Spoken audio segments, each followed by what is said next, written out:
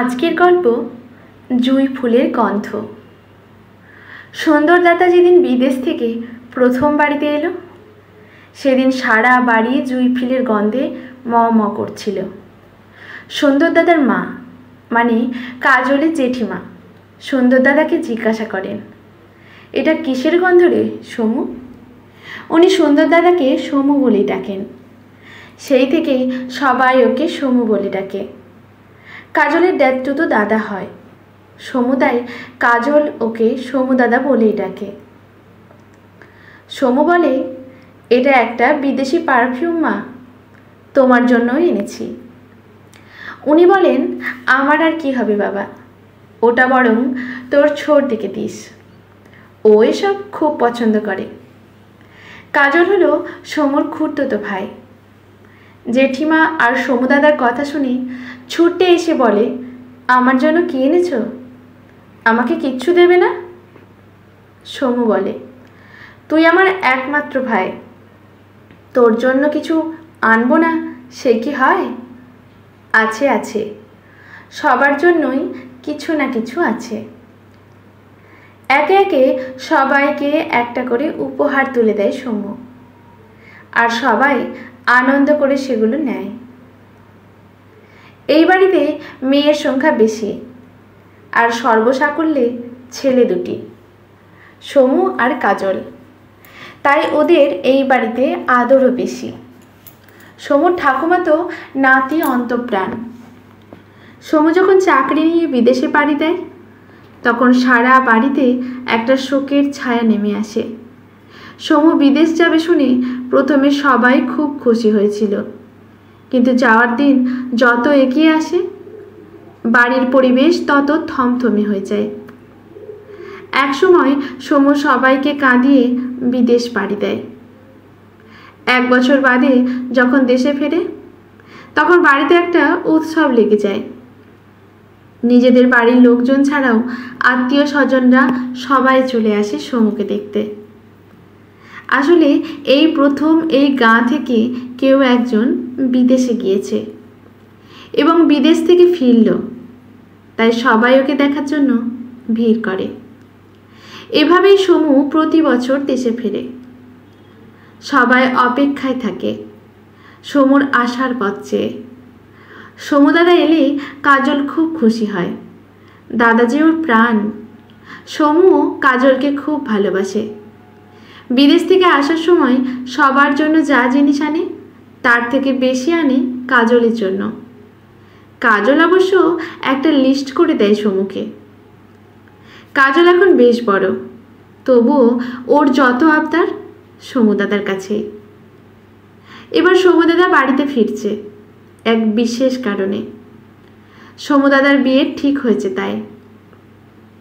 কাজলের তো আনন্দের সীমা পরিসীমা নেই। আগের থেকেই ঠিক করে রেখেছে কি পড়বে, কি করবে, ইত্যাদি ইত্যাদি। সমুর পাত্রী দেখাই আছে। মঞ্জুলার সাথে ওর আগে থেকেই বিয়ের কথা বলাই ছিল। মঞ্জুলা হলো এই গাঁয়ের মতি মাস্টার মশাইয়ের মেয়ে। প্রতি বছর সমু বিদেশ থেকে মঞ্জুলার জন্য দামি দামি পারফিউম কিনে আনে আর কাজলকে দিয়ে লুকিয়ে পাঠিয়ে দেয়। বাড়িতে বিয়ের কথা পাকা হয়ে গেছে, দিনক্ষণ সব ঠিক। সমু চলে আসবে বিয়ের ঠিক 3 দিন আগেই, আর এবার থাকবেও প্রায় মাস 2 তারপর মঞ্জুলার পাসপোর্ট ভিসা বানিয়ে ওকে নিয়েই ফিরবে। বাড়িতে প্যান্ডেলের কাজ চলছে। প্যান্ডেলের একদিকে ভিয়েন বসবে, রান্না হবে বলে সব ঠিক করা হয়েছে। অন্যদিকে লোকজন খেতে বসার জায়গা হয়েছে। ছাদে বিয়ে হবে, তাই ছাদেও প্যান্ডেল করা হয়েছে। সারা বাড়িতে আনন্দ ছড়িয়ে পড়েছে। সমু এলে বিয়ের সানাই বাজানো শুরু হবে, কারণ সেদিন যে সমুর বড় পিসি ওকে আইবুড়ো ভাত খাওয়াবেন। উনি এই বাড়িতেই একদিকে সপরিবারে থাকেন। কাজল আশা করে আছে সমু দাদার জন্য। এবার যে ওর জন্য সমু দাদা একটা জুঁই ফুলের গন্ধওয়ালা পারফিউম আনবে বলেছে।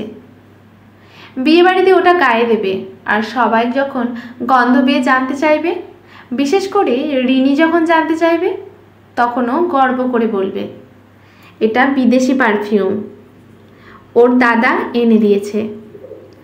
আসলে রিনির মাসি মুম্বাই থাকে, আর সেখান থেকে কিছু পাঠালেই রিনি গর্ব করে সবাইকে দেখায়।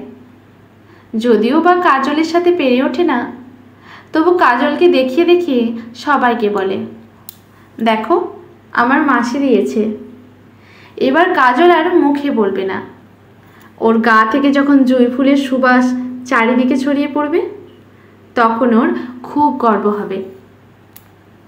এখন শুধু অপেক্ষা সমু দাদা আসার। সকাল থেকেই বাড়িতে সমু আসবে বলে তোড়জোড় শুরু হয়ে গেছে। সমুর ঠাকুমা সমুর পছন্দের ছোলার ডালের ধোকা বানাচ্ছেন। সমুর মা ভেটকি মাছের পাতুরি। বড় পিসি তো আরও অনেক পদ রান্না করেছেন। সারা বাড়িতে রান্নার গন্ধ ছড়িয়ে পড়েছে। কাজল ঘর বার করছে আর দেওয়ালে টাঙানো বড় ঘড়িটার দিকে তাকাচ্ছে। সমুর ফ্লাইট ভোর 4টের সময় কলকাতায় ল্যান্ড করবে, আর সেখান থেকে ওদের পলাশপুরের গায়ে আসতে দুপুর হয়ে যাবে, মানে বেলা 12টা তো বাজবেই। সমুর বাবা আর এক জামাইবাবু গেছেন ওকে কলকাতা থেকে এয়ারপোর্টে থেকে নিয়ে আসার জন্য।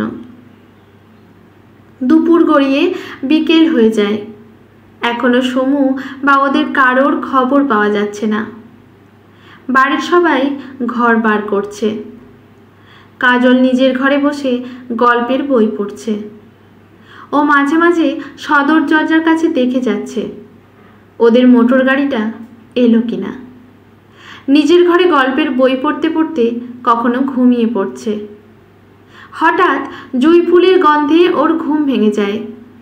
মনে ভাবে সমু দাদা নিশ্চয়ই এসে গেছে, তাই বিছানা নেমে দৌড়ে ঘরের বাইরে বেরিয়ে দেখে মা, ঠাকুমা, জেঠিমা, দিদিরা সব মুখ চুন করে বসে আছে। কাজল বলে, সমু দাদা কোথায়? এইমাত্র সমু দাদার প্রিয় পারফিউমটার গন্ধ পেলাম। তোমরা আমাকে ডাকোনি কেন? সবাই ওর দিকে হাঁ করে তাকিয়ে থাকে। কাজল এ ঘর ও ঘর খুঁজতে থাকে। তখন ওর ঠাকুমা বলেন, তুই ঘুমিয়েছিলি, তাই তো ফুল হয়েছে। তোর দাদা তো এখনো এসেই পৌঁছায়নি, তাই জন্যই তো আমরা অপেক্ষা করছি। হঠাৎ করে একজন লোক এসে সমু দাদার খোঁজ করে। এটা সমু দাদার বাড়ি জানতে পেরে বলে যে আজ ভোর 3টের সময় সমু যে প্লেনে আসার কথা সেই প্লেনে হঠাৎ করে আগুন লেগে যায় এবং সবাই মারা যান। এই কথা শোনার পর সমুর ঠাকুমা ওইখানেই হার্ট ফেল করে মারা যান। সমুর মা জ্ঞান হারিয়ে পড়ে যান আর বাড়িতে কান্নার রোল ওঠে। দিন, মাস, বছর চলে যায়। এই শোক কাটিয়ে ওঠার ক্ষমতা সমুর মা বাবা কারোর পক্ষেই সম্ভব ছিল না, তাই একে একে ওনারা গত হন। বাড়িটা একটা শ্মশান পুরীতে পরিণত হয়। কেটে গেছে বহু বছর। এখন কাজল বছরের ওই একটা সময় ওই পারফিউমের গন্ধটা পায় কিছুক্ষণের জন্য জুঁই ফুলের সুবাস সারা বাড়িতে ছড়িয়ে পড়ে। কাজলের চোখ দিয়ে জল গড়িয়ে পড়ে সমু দাদার জন্য। সমু দাদার উদ্দেশ্যে প্রণাম করে, ওর আত্মার শান্তি কামনা করে। আজকের গল্পটি এখানেই সমাপ্ত। গল্পটি লিখেছেন দেবিকা মিত্র। গল্পটি যদি আপনাদের ভালো লাগে তাহলে লেখকের প্রতি শ্রদ্ধা জানিয়ে একটা কমেন্ট করে যাবেন, লাইক শেয়ার করে পাশে থাকবেন। ইউটিউব থেকে দেখলে চ্যানেলটি সাবস্ক্রাইব করে নেবেন, ফেসবুক থেকে দেখলে পেজটি ফলো করে রাখবেন, এরকম আরও অনেক নতুন নতুন গল্প উপস্থাপনা করার জন্য। ধন্যবাদ।